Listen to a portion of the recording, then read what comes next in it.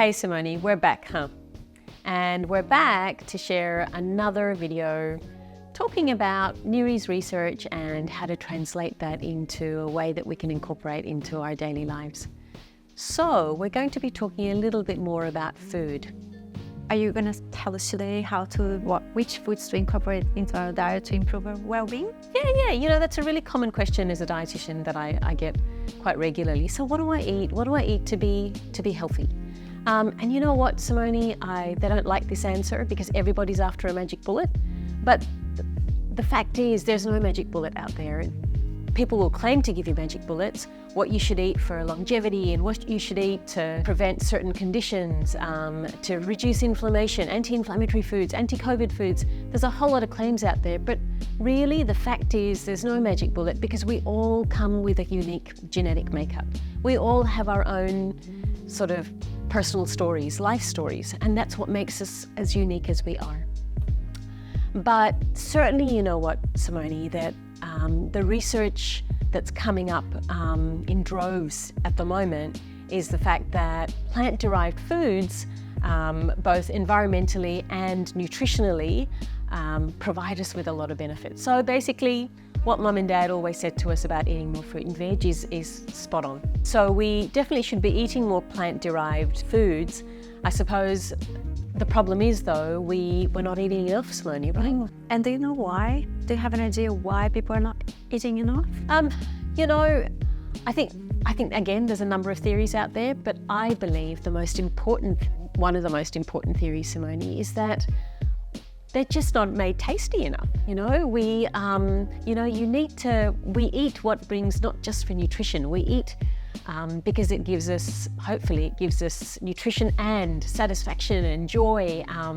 And we will eat something and we'll go, I really needed that. But so often we're sort of told about the research. So I can tell you all about, or you can tell me all about the Nuri research, Simone. But if it's not translated into tasty, joy-giving, soul-filling food that is also affordable, that's also accessible, that's also convenient and quick, right? And I think that's a good point, because some people think it's difficult to cook vegetables. Right, and make them tasty. Yes. Right. And so I think that's part of the problem. I think that's why we're not eating as much fruit and veg, as much plant-derived food as we possibly can. So in our research, we have observational studies. So this is looking at large number of people from Australia. So they are men and women aged 25 to 92 years. So this is really good because it's across the lifespan.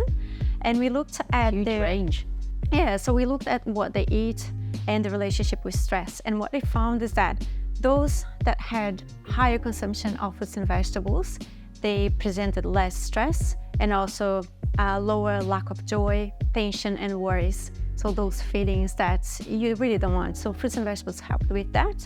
Then we went on and looked at specific types of fruits and vegetables, and whether there would be any particular fruits or vegetables that were more related to stress. And we found that cruciferous vegetables such as broccoli and the yellow, red, orange vegetables, they were associated with less stress.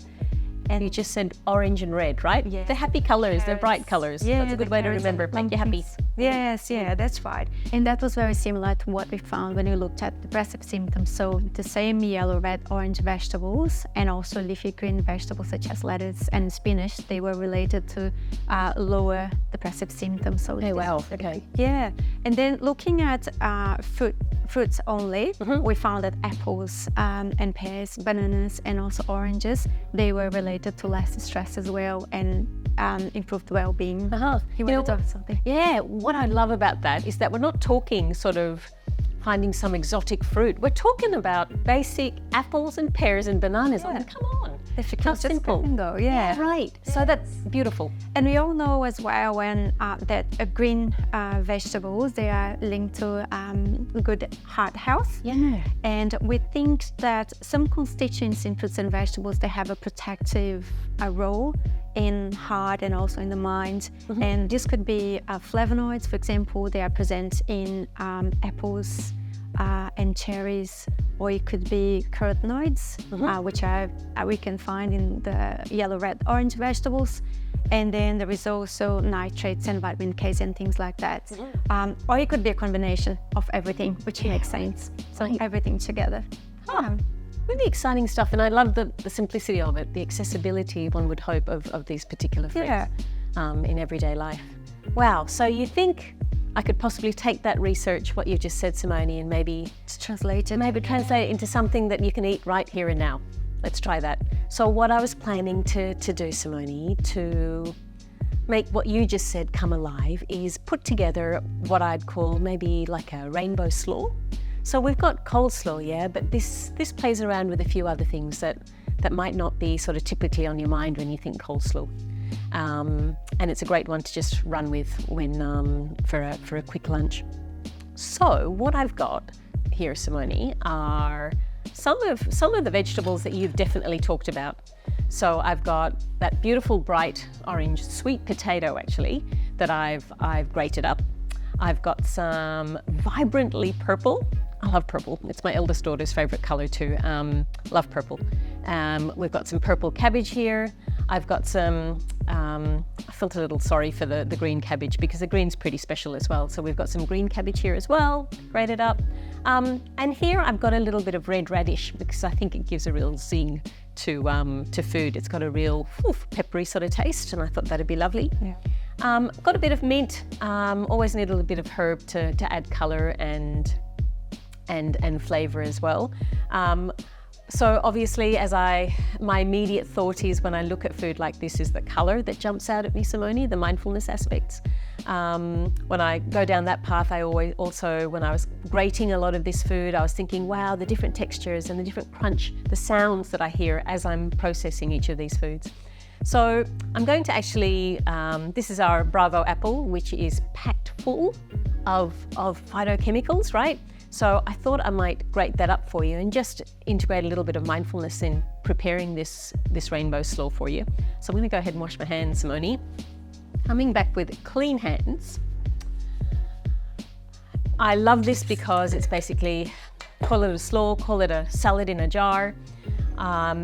What I start with though, I should probably tell you a secret, Simone.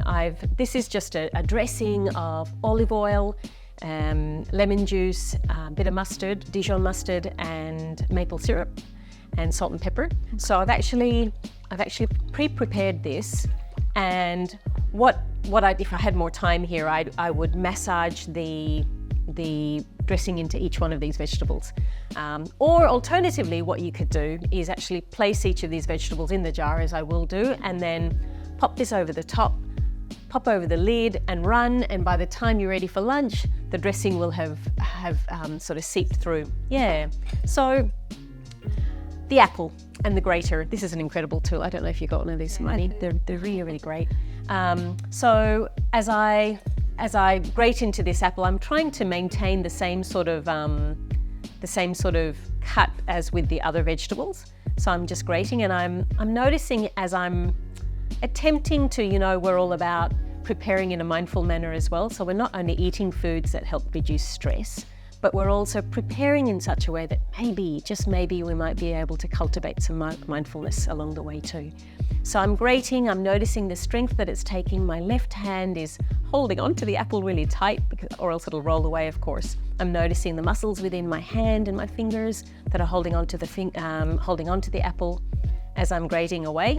I notice the color that's exposed now, Simone, as opposed to the vibrant red, where we're getting a little bit of a yellow hue